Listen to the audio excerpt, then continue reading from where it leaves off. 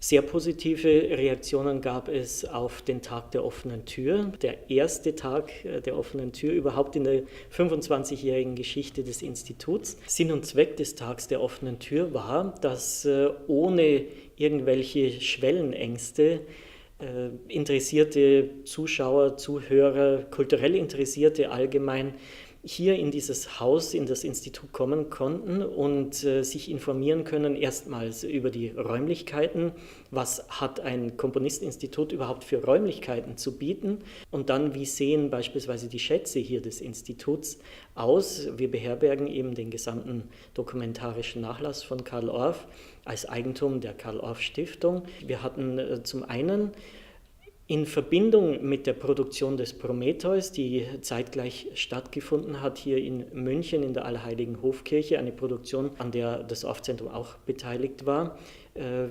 Dokumente zu diesem Prometheus gezeigt. Dann hatten wir einen Workshop für alle Interessierten, für Jung und Alt, zum Orff-Schulwerk, zu seinem pädagogischen Werk.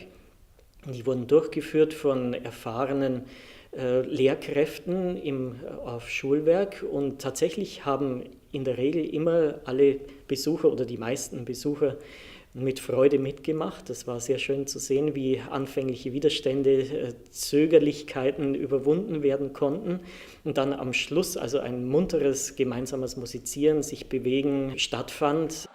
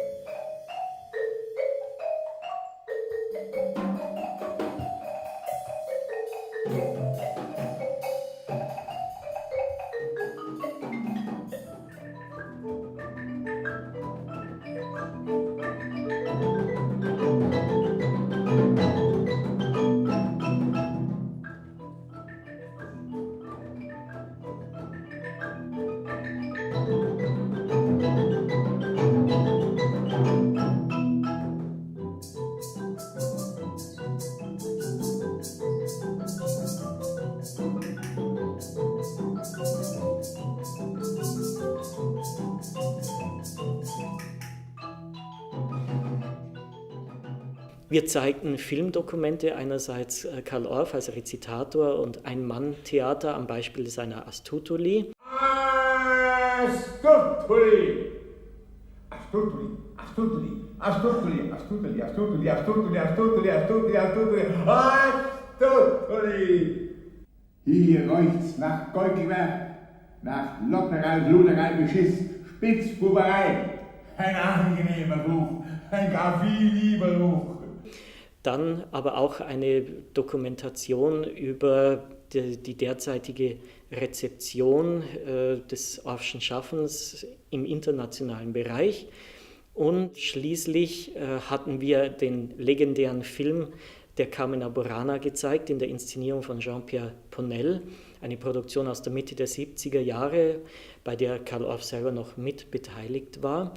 Und ausgehend von diesem auch bereits Filmdokument, dann ein Konzert einer Jazzgruppe, nämlich Neuzeit. Die hatten dann ausgehend von Melodien, Melodiefragmenten der Carmina Burana im Jazzstil über Carmina Burana improvisiert. Sicherlich mit seiner Zustimmung, denn Orff hat auch den Jazz studiert und geliebt, einfach um in seinem Sinne zu zeigen, was man auch heute mit seiner Musik machen kann.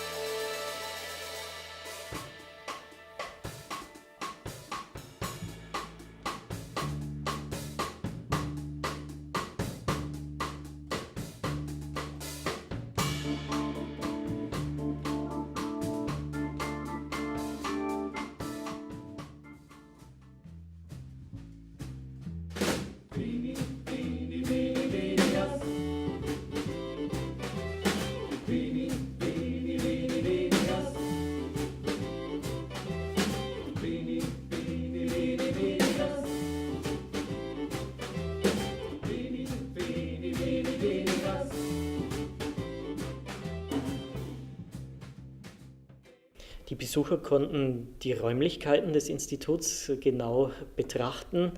Eben nicht nur den Veranstaltungssaal, in dem ja die Workshops dann des Schulwerks stattgefunden haben, auch die Filmvorführungen und letztlich auch das Konzert, sondern auch den Garten einmal genauer betrachten, denn wir hatten auch für das leibliche Wohl im Garten dann gesorgt.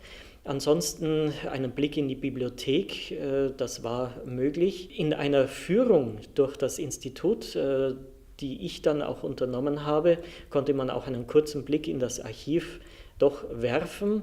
Und natürlich auch war die Möglichkeit, mit Herrn Adamiak zu der Stelle zu gehen, wo die Digitalisierung, die interne Schutzdigitalisierung des gesamten Nachlasses stattfand.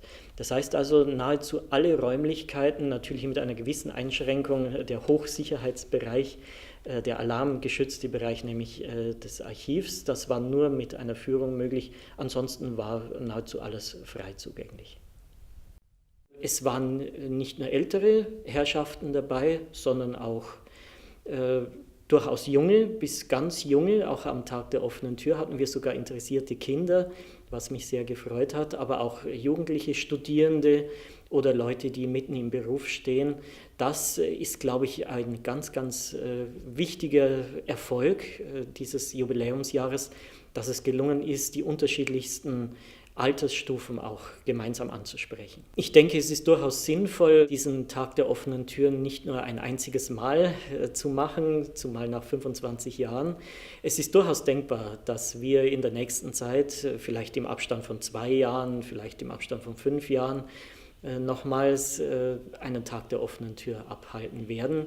Der Erfolg dieses einen ersten, glaube ich, gibt Mut, das ein weiteres Mal und wiederholt zu wagen.